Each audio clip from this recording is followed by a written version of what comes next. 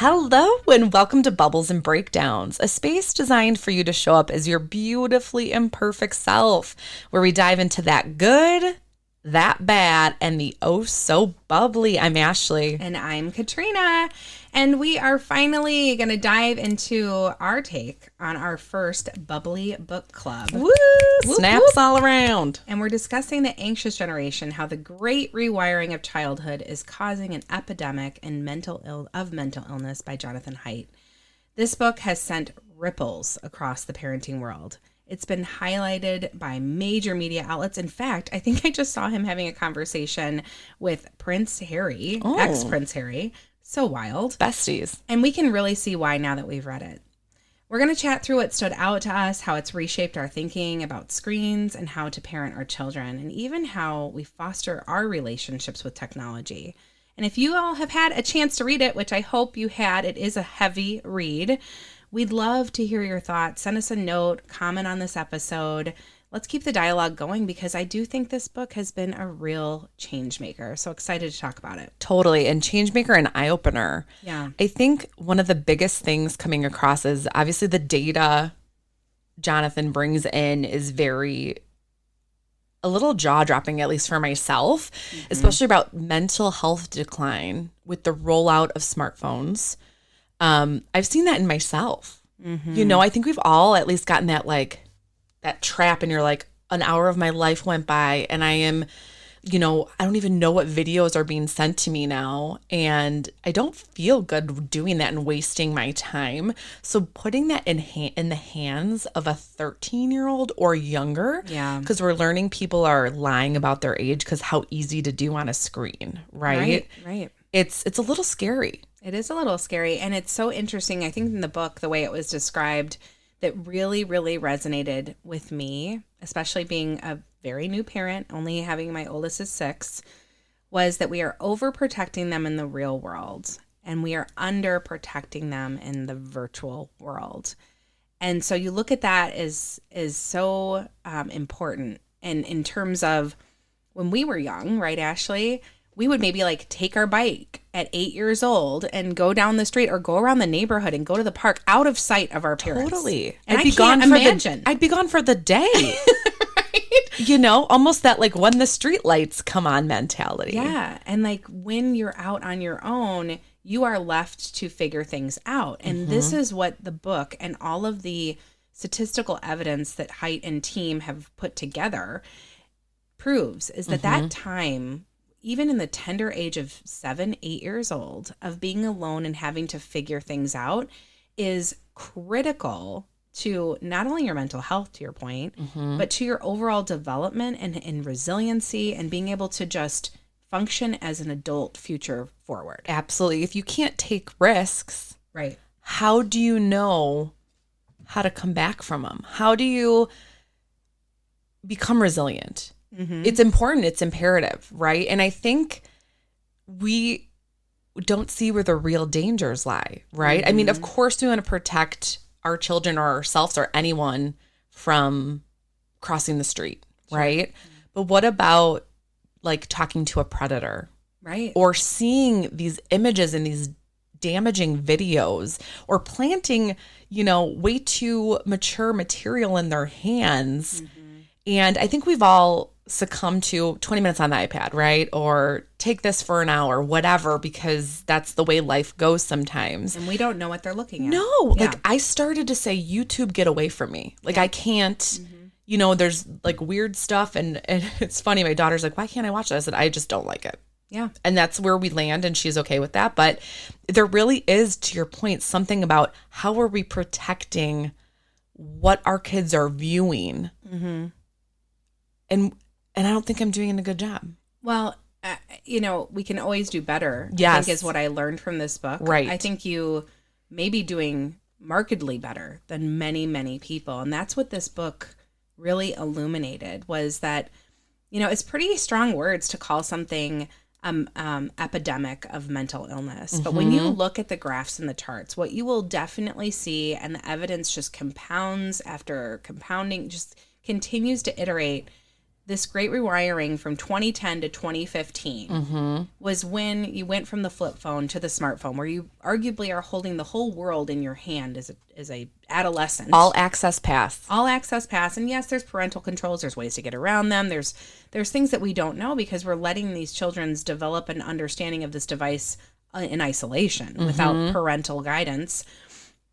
Is that during those times, whether it was mental illness, self-harm, ability to complete adult type activities at the right, rites of passage ages, had steep either inclines or declines, all in the negative direction. And it's unreal as you start to draw the correlation. And the thing about Haidt that is so important is that this ability to craft it in such a statistical, like evidence-bound way, it's there's no way to argue it. You can't. How many times do we get in conversations with parents in our own social circles where everybody has a little bit different degree on how they leverage screens or don't use screens or protect against screens or have parameters around them? And everybody's got their own thing. Like, well, I just give it to them while I'm making dinner because then I know they're not going to pull each other's hair out or hurt themselves. Or I use it in the car rides when we're going on really long trips. Or everybody has like a different use case. And I think there are appropriate ways to use it. Even in the book, I think, there's examples of appropriate ways based on where they're at in development. Like, for example, they said, family night watching movies is fine because you're having a conversation experience with your family. Right. Or a 20-minute educational show that teaches you about colors. Right. And that's all they're watching versus go sit in your room and swipe through kids' YouTube for half an hour. And then I have no idea what's going into your brain. Right. And that's where it's like interesting to me, Ashley, is that if someone's not paying attention to their kid on a playground, it's visible. It's apparent that what they're doing may be putting their kid in a physically unsafe place. But what's not visible and apparent to us is how they're letting their kids interact with screens. And that's what the whole argument is that we are not giving protection in a world where they actually need it most, because statistically, it's going to hurt them in every aspect of their lives. Right. And I do think too, when at the end of the book, when he was coming up with, this path forward and what conclusions can you draw, it's kind of important for parents to band together, especially if their kids are in that same social circle, because what we're not trying to do is, and again, we've got littles where hopefully they will not be, on social for a long time or whatever, but they're still using access to screens. But the whole thing of, you don't want to discount them or have them feel less than or not included because they're not on social. But it's, what are those parameters to use it in a smart, safe way that encourages things, right? Like all the data too, and all that. It was so interesting how he said we are living asynchronously, right? You are talking to people and not in a group. Like you have more quantity connections, but there's never been people that are feeling more lonely. Right. That stuck home with me to say, it's so true, right? You're exposed to all these people you wouldn't be otherwise, except for social media.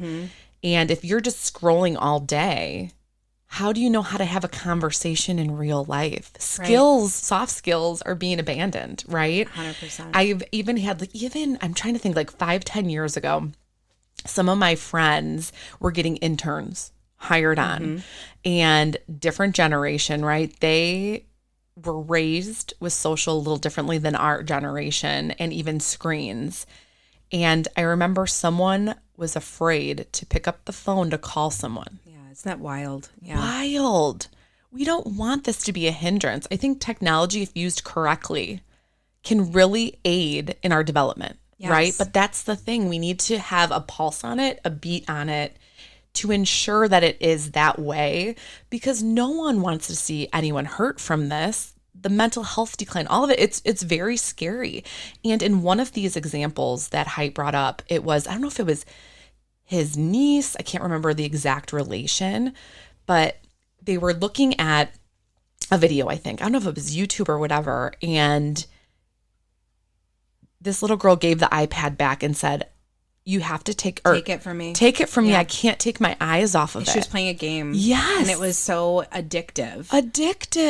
That she literally said, you have to take this from me. I can't stop looking at it. Like, first of all, what a self-aware little girl. Like, kudos to that. But whoa, to hear that in a child's voice, to say, I can't look away from something that's not like a beautiful sunset. And the scientific evidence of why that was happening was about this, like, smoothing the neural pathways. So it was like things became over time, little habits of like just compounding, and it was creating this zombie-like interaction with the screen that we all probably know. Like, how I call it the social swirl when I'm on my phone and I'm like, I check Insta and then I check Facebook and then I check LinkedIn and and I'm all like, what am I doing? Subconsciously, like, and then I'll go on a page and I'll not even realize what I'm looking at. I'm like, what am I doing? And I like put my phone down. So this gets us too. I think, the other thing is how it affects. What stood out to me, Ashley, was how it affects girls and boys differently.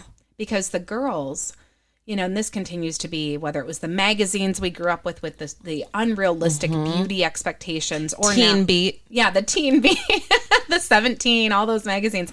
Or it's now, how curated is your life on TikTok? And can you do the dance moves? And can you get all the likes? And are you wearing Lululemon? And like, are you unboxing your new amazing makeup that probably most families can't afford? And then they're comparing themselves to this. So when you think about body image and you think about eating disorders and you think about just overall lacking self-confidence, there's no wonder why there's more self-harm, there's more thoughts of suicide, and even what's very startling on the graphs is that it's affecting females more. Female assigned at birth, more than male assigned at birth. And so I found that very interesting because I have a daughter and a son. And I can already see in their ages of 4 and 6 that they relate to the world differently. My daughter is extremely creative. She loves makeup. She likes to look cute. She likes to dress cute. She likes to do her hair just right. Already, without social media, is having some of these show up. And then I look at my son and he likes to play games and he likes to be imaginative and he loves storytelling. And that's the difference, is that the boys tend to then go be gamers and never look at another human, but talk to people. And they completely isolate themselves to their bedrooms. And that makes them completely socially inept and unable to do tasks that normal 17, 18-year-olds could do. And so I think it's just very interesting that by minor changes and recommitting to maybe how we grew up in the 80s and 90s, we can help them achieve, being more responsible, accountable, productive members of society. And if we do not, the evidence is clear where we're going. Absolutely. I know that really spoke to me too. I think especially how it was, in order to sign up for a social media account, you have to be 13. Yeah. How easy is it to lie? I remember, I think before I was 21, going on like an alcohol website. You know how you have to like opt in? Yes, I'm 18. Yeah, okay. Like, and I don't know why I was on there looking for merch. We know why you were there. Who knows? But it's like a website. What am I going to do on there? Is Voob on sale? Yes, let me see. But, I think so easy. But they were saying, girls are more affected by these visual comparisons and the visuals that really hit home with them to see all these videos. And again, I think this algorithm it's always kind of been there, but it's so heavy and pronounced now, especially with all the new ways to create content on these sites, that it's a little bit scary. And one of the things mentioned in here that really almost just stopped me in my tracks when I was reading is that these 13-year-old girls, one of the biggest trending things and videos they were sent were diet-based. And two of the biggest fads that were being sent were called the corpse bride diet and water only. Can you imagine being 13 or younger and you're scrolling through reels and these are just being piped into your screen without you electing to see them? Exactly. And then you see one, you're like, oh, what is that? And like, oh, maybe this person, looks a little thinner. And you kind of get hooked on that image and you're starting an eating disorder. Yeah, from absolutely. That just like corpse bride? Come on? I agree 100%. And then, just kind of in tandem with that is all of these filters and lenses where someone can literally look like they've had plastic surgery, lip fillers. You could look like a Bratz doll with these big old eyes. I mean, none of it is real. And so that also signals to our brains that we need to look different. Right. And, oh, wow, doesn't my skin look so fantastic with this filter on? I can't imagine not having it on. And then you see your friends post that way and you're like, well, I'm supposed to look that way too. And aren't we on a journey as adults now trying to be okay with our sag and turkey necks and our wrinkles? And yes, I struggle, but I'm also not in a quest for perfection. But I really worry about the Gen Z and alphas who are growing up with AI and growing up with the filters and the completely, not only artificial, superficial, but like completely unrealistic views of what a woman's body can or should look like. And men too, they've got the filters for both, And so I think that in an essence is to say, life is hard enough when you're 12 years old and you all kind of hit this awkward stage where your big teeth don't necessarily fit your mouth and your legs are longer than every other part of your body maybe, or like your ears all of a sudden got really big against your head. And, we all have moments in our upbringing where we just didn't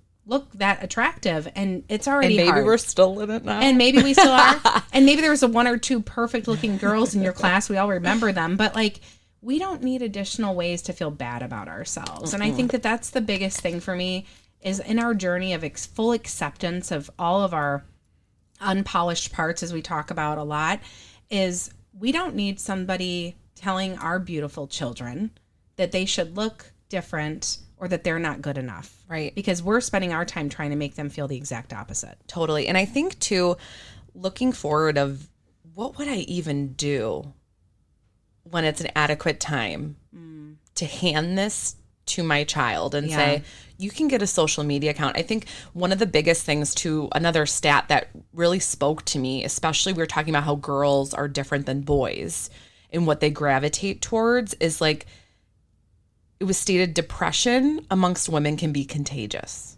So the stat was when a woman is depressed, the odds that her close friend's depression will increase, it will increase by 142%. Meaning if I am depressed and I'm with Katrina all day, it's an increase of 142% she will be too. Because we are built to be more sympathetic as females, and it's hardwired. And so we are, I would think, majority of the time more, keen to be an empath, keen to be sensitive and aware, and we absorb things, right? Absolutely. It's part of it's part of existence. It's a part of why we are mothers, right? Like we're supposed to pick up on the feelings of our children. And so I can totally see that. Totally. And I think it's important to then see what groups of friends and circles your kids are in, and why it's important for maybe parents to kind of talk about these things and say, when are you going to let your kid have a phone? When are you going to have social media? I have a girlfriend who she has an older son, and she's very regulated of like, there's no cell phones at night in the room. Right. Which I love. Yeah. And I also should hold my own self accountable to that, because I know you've been doing such a great time, but it's a time waster. It gets your mental thoughts, at least for me, like ajar. I'm like, oh my gosh, what can I buy on Amazon? I'm wasting more money. Right. And it's just, I don't know. There's so much to be said about this book. And I learned so much. And I think, again, one of the biggest things that stuck out to me, and sometimes it just, has someone say it in a different way, is like, we are a generation and a people that we are always elsewhere. Right. And then we're not present, period. No. And that's, by the way, all we have. If you think about the biggest influencers in the space of mindfulness and being present, you literally are reminded over and over, the only thing you have is the here and now. But if we're with a device, Ashley, we're robbing ourselves of that. And that should be enough for us to say no more. But we also have to be aware that these phones and these apps and these games and these social media platforms are built to be addictive. They know how our brains are wired. They are tapping into that wiring. And I love that you said, like, we're always elsewhere. It's like, can we commit to being present? And part of being present is like breaking up with your device appropriately. Mm-hmm. And I think it's interesting, especially how we opened up this episode and what you brought up about this paradox or whatever about like we're putting all these safety measures and not letting kids grow, and then being lax on an area that really is newer. Like, yes, it's been a part of our life for a long time because millennials, let's just like give ourselves a hand because we know the card catalog at the library, but we also the Dewey Decimal System. We know like how to check books out and write research pages from books. Yeah.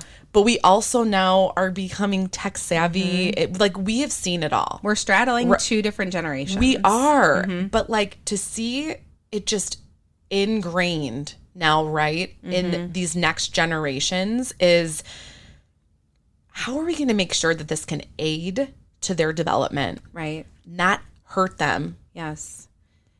That's the challenge on the table, challenge, because right? it's like the Wild West. The internet is the Wild West. It's not regulated. I'm not arguing that it should be regulated, but what needs to be understood as we develop our relationships and foster a relationship for our children with it is that they need to think, if it's online, maybe it's not true. Right. And instead of it's online, it must be true, which that is a huge pit of despair to fall into. Think of all, like you mentioned earlier, AI. Yeah. You want to see a picture of me? I don't know, like all of a sudden a bikini model with a 6-pack, and we'll post it next. I know. Yeah, it's one of those things that they don't know. They need right? They need disbelief. And also, like, why are we doing that? It really makes me question. Like, I see so many benefits to AI about being, faster and quicker and like more sufficient and efficient, but there's so many things around how are we discounting the people and all that, and that's a discussion for another time. But I think it's just to be aware, of what that world is. Yes, is very important because that's our world. Also, what jobs are not going to be here anymore because of that, or what jobs are going to be added. There's so many things, but I think one of the things too is, Haidt ended with some rules or suggestions for a healthier childhood.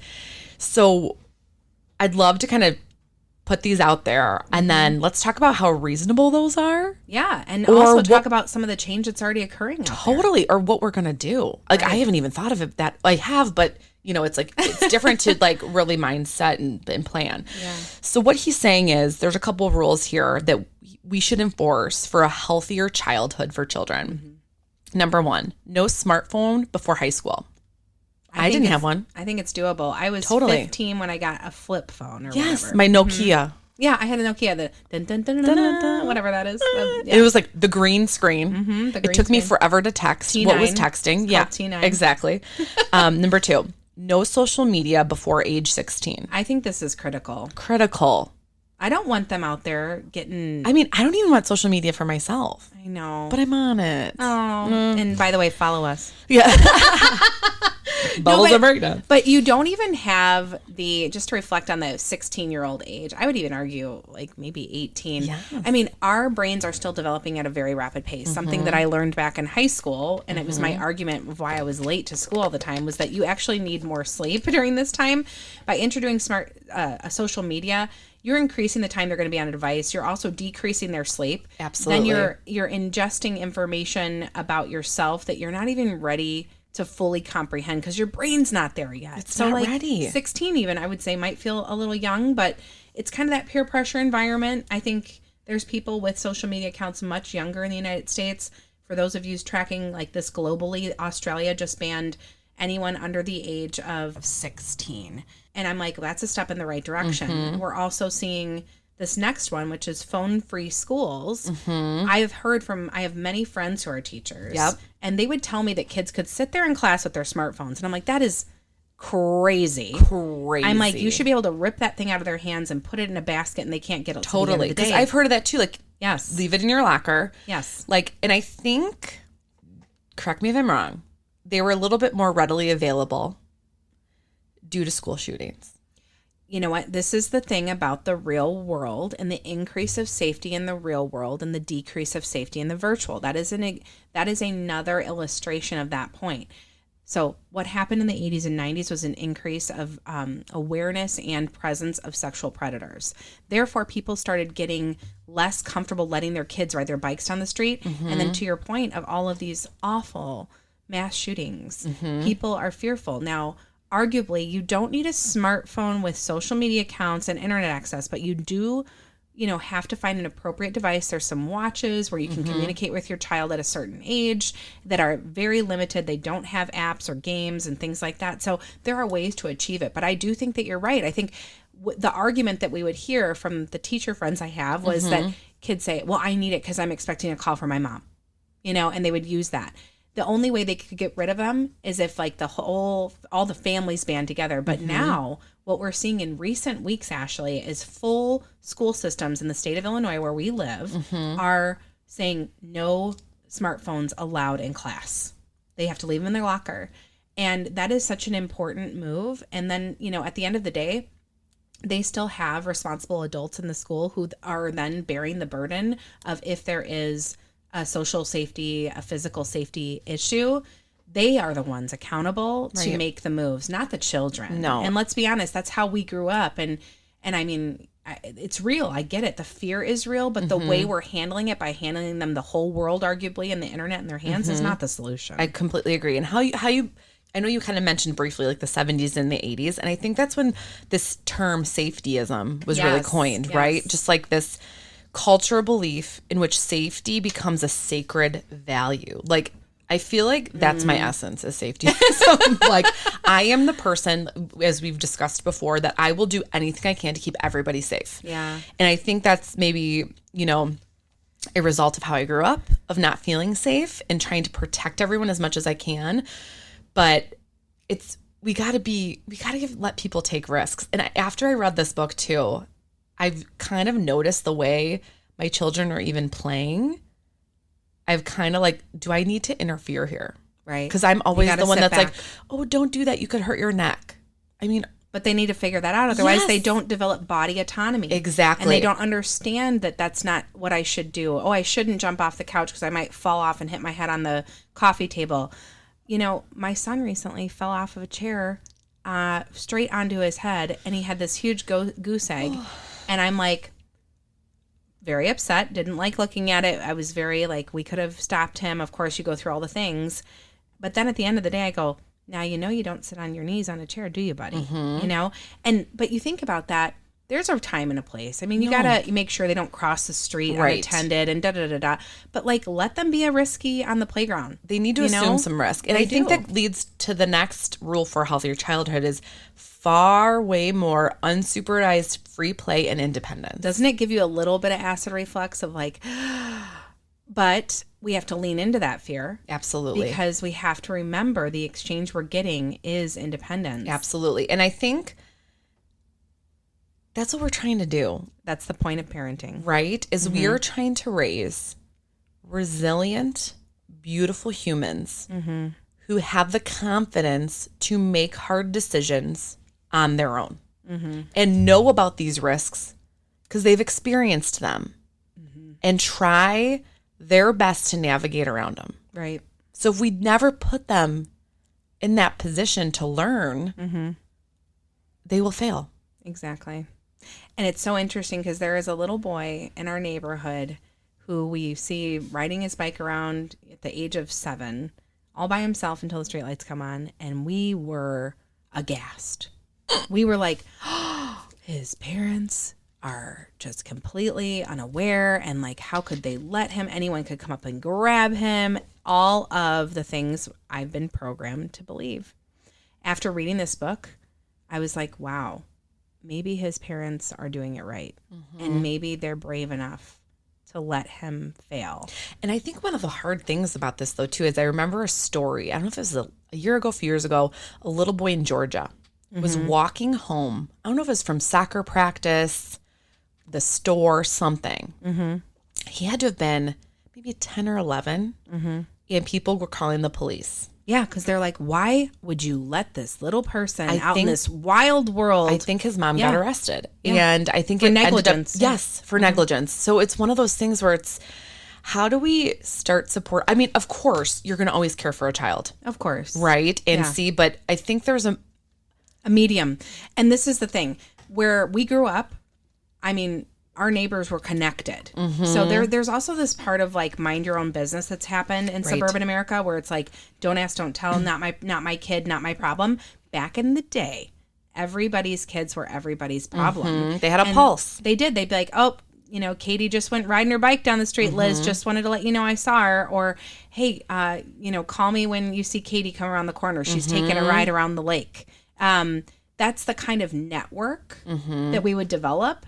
And now it's dismantling a bit. I'm very fortunate. I do have that network of like, hey, we're sending our kids down for a minute. We'll be down in 15. Okay, I got him. I see him. But we need to support each other if we're going to create a safe environment of where we're not going to get the police called on us, to your point. So it is one of those, those catches, right? It is. Well, I think one of those that we just shared, so no smartphones before high school, no social media before 16, having phone-free schools, and far more unsupervised free play and independence.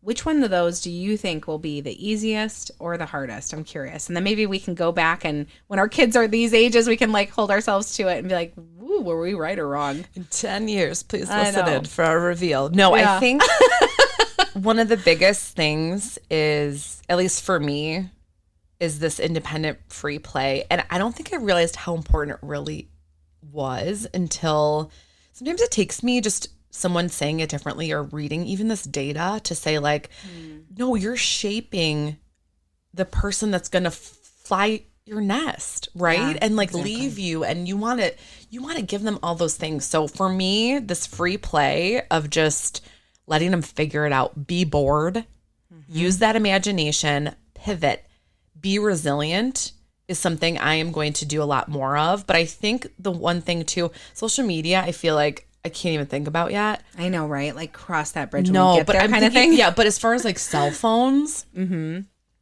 I will totally not do a cell phone before high school. I think I can do that. Or no smartphone. Like I do see if they're in activities in junior high where I have to communicate to say, oh, I'm running late. Like I am okay to figure out another way to do that. But the no smartphone, I think I can sign up for. What about you?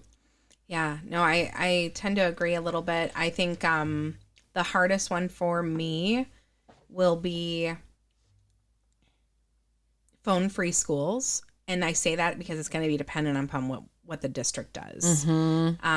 Because if one kid has it, all the kids want it, and then it becomes this whole snowball. And yes, we could be the resilient parent, and we will try to be the resilient parent that says, even if they have it, you don't have it. At school, you keep it in your locker, but if they aren't banned, like that becomes a challenge. In terms of like my challenge right now will be more, I think the unsupervised play for the ages that they're at. Now, social media, I hope things will change. I hope that also will get into view for the United States. So some of this, I think what I'm saying is it gets easier when you have more people doing it and where we have a societal change. And this book, Jonathan Haidt, has been instrumental in pushing us and nudging us towards that new world. That what I think we are responsible now to hold policymakers, regulators, all of that to help support us as parents. It can't be a one-way street. No. We need everybody to work together towards cultivating healthier childhoods. I could not agree more. And I think, again, bringing back to this one, if you could take one thing away from this, and maybe I'm not trying to belittle anything, but the thing that just stuck with me is we are forever elsewhere. Yeah. Let's not do that to our kids. We've all felt that like fragmented brain. And I think there was part of, when we were just talking about what does this do for us, it was sleep deprivation, attention fragmentation, loneliness, social comparison, right? These are the biggest harms for this phone-based childhood. Yeah. Let's not have that for our kids, right? Yeah. Let's not, it's already part of ourselves, right? We see an email, I'm elsewhere. Katrina and I were prepping for this and I got a voicemail and I was like, oh my God, why am I even looking at that? Who cares? Yeah. I mean, obviously to make sure it's not my family, but like, be present. provide that for your children. Well, I really enjoyed this book. I did too. Great selection, Ashley. Thank you. Loved it as well. And I hope people who read it also got a lot from it. Right. And take some away. And I think if anything else, it just shows you there's some thinking to do around, do you see these issues? Yeah. Are they going to affect you at home?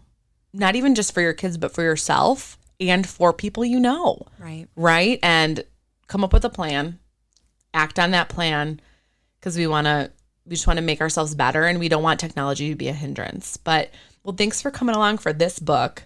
But now we're excited to announce book number 2. Woo-hoo. Katrina, take it away. Yeah, no, so I mean, arguably, we're using this as a way to achieve some of our reading goals. And with that, we're going to pivot a bit for the next book. It's called Flip the Tables by Angelica Johnson, The Everyday Disruptor's Guide to Finding Courage and Making Change. And, you know, for those of you who are like a little woo-woo, and this is our year of the horse. Last year was the year of the snake. Horsepower, baby. Yes. So the year of the snake, you shed maybe some of the things that didn't serve you. And now it's time to find courage and make some changes. And so this is in the spirit of always evolving and trying to embody the lives that we deserve. So I'm excited to read this with you all. I don't know anything about it other than I got it as a gift. So please come along with us, and we'll plan on discussing this in April. Yes. And then as we're looking forward to February, just a little teaser, guys, we're going to be focusing on all things love. Oh, yeah.